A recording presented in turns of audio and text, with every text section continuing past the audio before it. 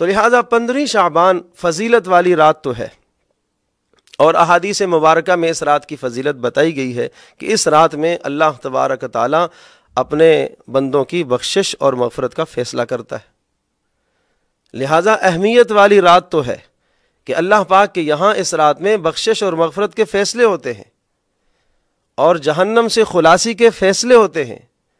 اور جہنم سے آزادی کے فیصلے ہوتے ہیں۔ اسی لیے اس رات کو شب برات کہا جاتا ہے، براعت والی۔ برات کہتے ہیں خالی ہو جانا،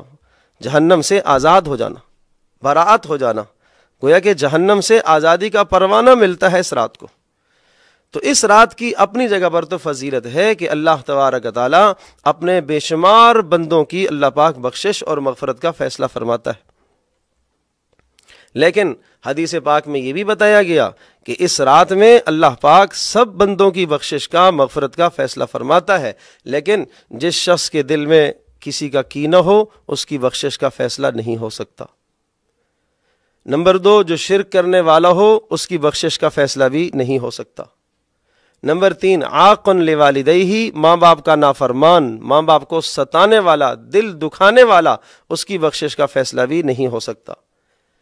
چھوٹی موٹی غلطی تو ہر انسان سے ہو جاتی ہے، لیکن ایسی غلطی کہ جس سے ماں باپ کے دل کو ٹھیس پہنچی ہے، ماں باپ کے دل کو توڑا ہے، اذیت دی ہے، سخت تکلیف دی ہے، اور وہ اسی تکلیف پر قائم ہے، اس نے والدین سے صلح صفائی نہیں کی، بخشش اب والدین سے اپنی غلطی کی معافی اس نے نہ مانگی ہو، تو اس شخص کی بخشش کا فیصلہ نہیں ہوتا۔ اسی طرح سے فرمایا مدمن الخمر، جو شراب کا عادی ہو اس کی بخشش کا فیصلہ بھی نہیں ہوتا۔ شراب کا عادی، نشے کا عادی، اس شخص کی بخشش کا فیصلہ بھی نہیں ہوتا۔ اور ایک حدیث میں آیا، ارشاد فرمایا کہ مسبل الازار، وہ شخص کہ جو اپنے ازار کو، پاجامے کو، شلوار کو ٹخنوں سے نیچے لٹکاتا ہے، اور یہ نیچے لٹکانا ازرو تکبر ہو، تو متکبر اللہ تبارک تعالیٰ کو پسند نہیں ہے۔ یہ ایسا بدترین جرم ہے کہ جس کی وجہ سے اللہ پاک بخشش اور مغفرت کا فیصلہ نہیں فرماتا۔ تو ہم اپنے گرد و نواح کے ماحول میں دیکھیں اور اپنی زندگی کا جائزہ لیں کہ ان جرائم میں سے کوئی جرم ہماری زندگی میں تو نہیں پایا جا رہا۔ اگر ان جرائم میں سے کوئی جرم ہماری زندگی میں پایا جا رہا ہے تو ہمیں اس جرم کو، اس گناہ کو دور کرنا چاہیے، اور ہمیں پھر اللہ تبارک تعالیٰ سے معافی مانگنی چاہیے۔ اور یہاں ایک بات یہ بھی عرض کروں گا کہ اگر ہمیں اپنے ماحول اور معاشرے میں، گرد و نواح میں یہ نظر آ رہا ہے کہ فلاں 2 آدمی ایسے ہیں کہ ان دونوں کے دلوں میں ایک دوسرے کا کینہ موجود ہے، اور وہ دونوں آپس میں روٹھے ہوئے ہیں اور ناراض ہیں،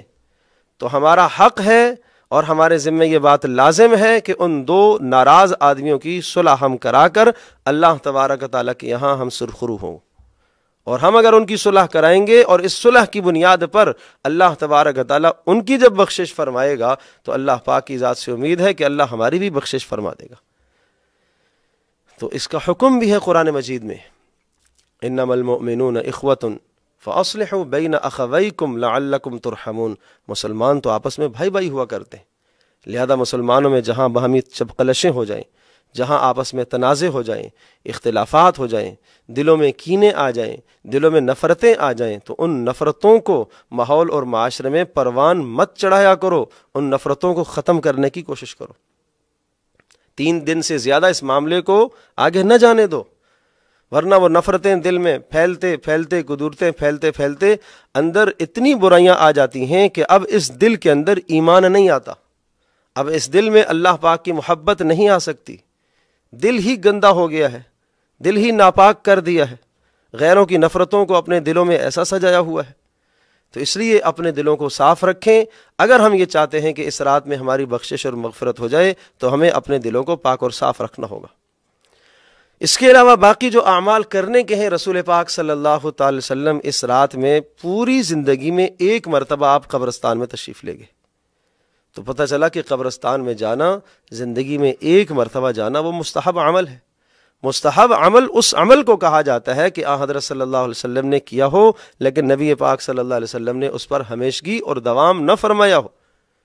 تو حضرت صلی اللہ علیہ وسلم نے 1 مرتبہ یہ عمل کیا۔ آپ علیہ الصلوۃ والسلام نے جنت البقیع میں جا کر مرحومین مردوں کے لیے آپ نے بخشش اور مغفرت کی، اللہ پاک سے دعا کی، تو ہمیں بھی رات کو دعا کرنی چاہیے۔ تو رات اہمیت والی بھی ثابت ہو گئی، اور اس رات میں مردوں کے لیے بخشش اور استغفار کی دعا کرنا بھی نبی پاک صلی اللہ علیہ وسلم سے ثابت ہے۔ لیکن اس موقع پر جو قبرستان جا کر آج کل ہمارے ماحول اور معاشرے میں جو خرافات ہوتی ہیں اور جو بدعات ہوتی ہیں، حضرت صلی اللہ تعالیٰ علیہ وسلم سے، صحابہ سے، تابعین سے، تبع تابعین سے ان تمام باتوں کا کوئی ثبوت نہیں ملتا۔ یہ ساری باتیں خرافات ہیں، یہ ساری باتیں بدعات ہیں۔ بات پہلے عرض کر چکا ہوں تمہید کے طور پر کہ جب تک ہمارا عمل رسول پاک صلی اللہ علیہ وسلم کی سنت کے مطابق نہ ہو، وہ عمل عبادت نہیں بنتا، وہ اللہ کے یہاں قبولیت کا شرف نہیں حاصل کر سکتا۔ تو حضرت صلی اللہ تعالی وسلم نے جا کر صرف استغفار کیا، آپ نے بخشش کی دعا کی، لیکن اس موقع پر ہمارے ماحول اور معاشرے کے اندر راتوں کو جا کر قبروں پر چراغاں کرنا، چادریں چڑھانا، وہاں نوحے پڑھنا، مرثیے پڑھنا اور قوالیاں پڑھنا اور دیگر خرافات کا ارتکاب کرنا، یہ ساری باتیں نبی پاک صلی اللہ علیہ وسلم سے ثابت نہیں ہیں۔ جب آپ علیہ الصلوۃ والسلام سے ثابت نہیں ہیں، وہ دیکھنے میں کتنی ہی خوبصورت کیوں نہ ہو، اگر ہم ان چیزوں کو لے کر آئیں گے تو ہم نے نبی پاک صلی اللہ علیہ وسلم کے دین میں اضافہ کر دیا۔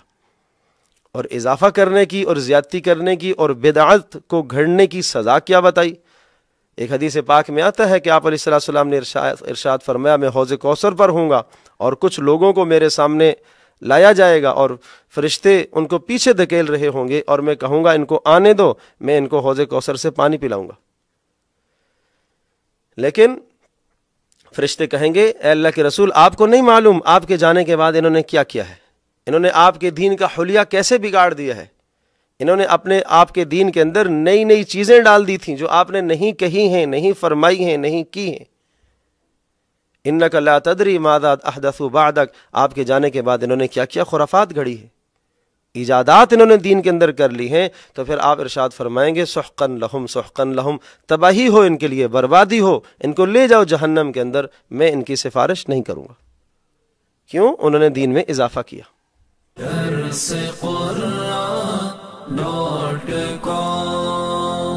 www.darsequran.com